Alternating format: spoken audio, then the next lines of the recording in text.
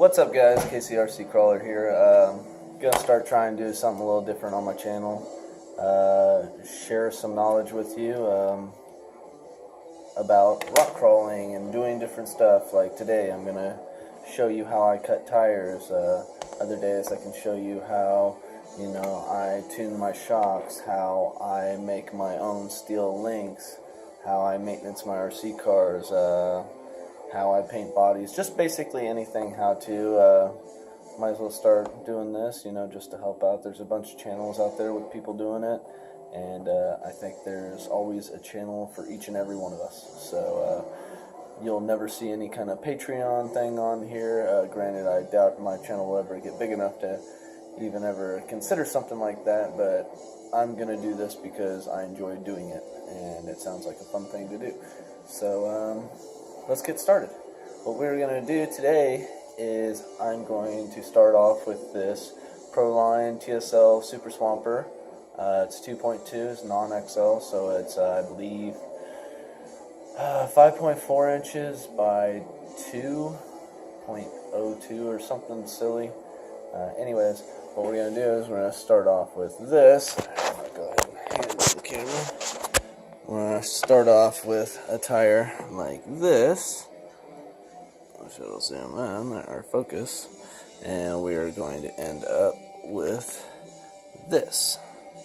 A lot more aggressive. I'm doing a lot of hill climbing and stuff like that. Some rock crawling, which even with rock crawling, I feel like this tire grabs with this cut a little bit better. Anyways, yeah. So, back to where you're mounted. And I have done this cut several times already as well. Here's my 1.9 U4 rig, which is my pride and joy, but it has the cut on there. And then I've got another set, which this is the small 1.9s.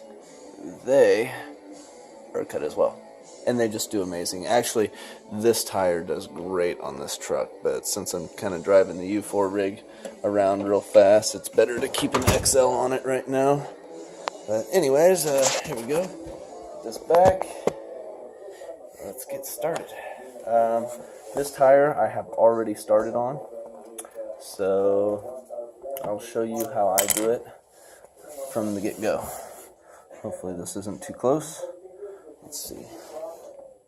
Yeah, that's perfect. Alright, so what I'm going to do is I'm going to cut all of these treads on both sides, this side and this side, right down the middle, like so, okay?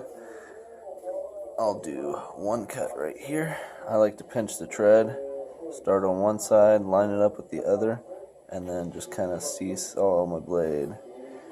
Seesaw, not seesaw, just saw back and forth with my knife, making sure to check both sides of the tread while you cut.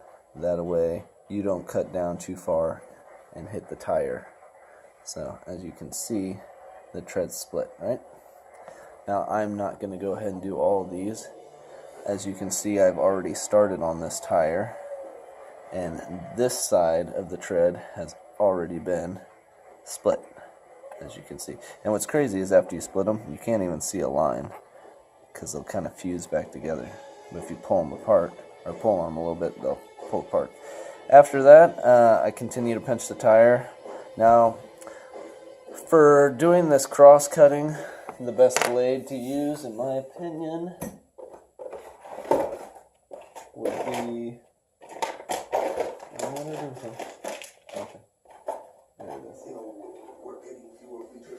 a long razor blade like so. That way you can start right here on your cut, and then by the time you're either halfway across your blade or all the way, you're all the way down, so you don't ever have to push back. So I feel like that's a little more consistent. The problem with that is it cuts, this blade cuts so well, it's a lot easier to get down into the carcass of the tire, which you don't want to do if possible, because that'll shorten the lifespan of your tire, especially if you're doing, like I have another pair of 1.9 XLs I get out of my drawer. It's my old worn out ones. Why am I not seeing it? There's one right here in front of me. Okay. Let's see. Here's another cut tire. And if we roll through it, bam. There's one right there. What'll happen is it's not even in the center. But you can see that the tire tread is actually starting to tear up.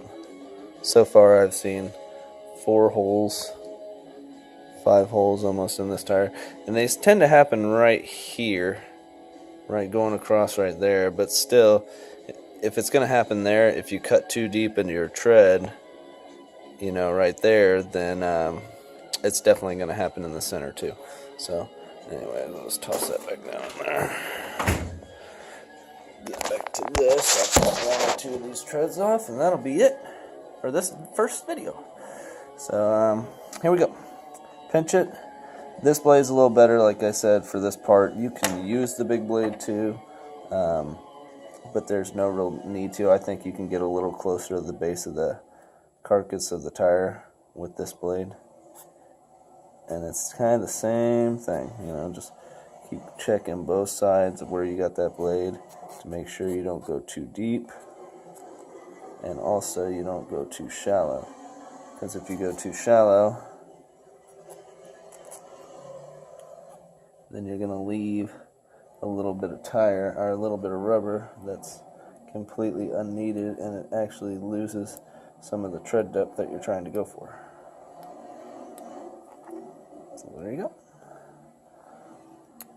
Chunk out, chunk out, chunk out, chunk out, and it's as easy as that. Make sure you keep track, especially with this tire. You can do any cut you want. If you're wanting to do this cut, you can see, like I said, on both sides, this block and this block all the way around, cut them in half. Now say you're going to do this side and cut on the front, then you would go on this side and cut on the back. You do the opposite on each side.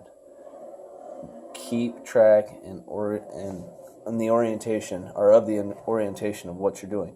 Otherwise, real quick, you're going to get to a spot and be like, oh, I messed up. And that's all she wrote. And your tire's going to look funky in one spot no matter what you do, because you can't fix it. So remember, check your orientation. You start out stock with this on the left, then end up on the right with that.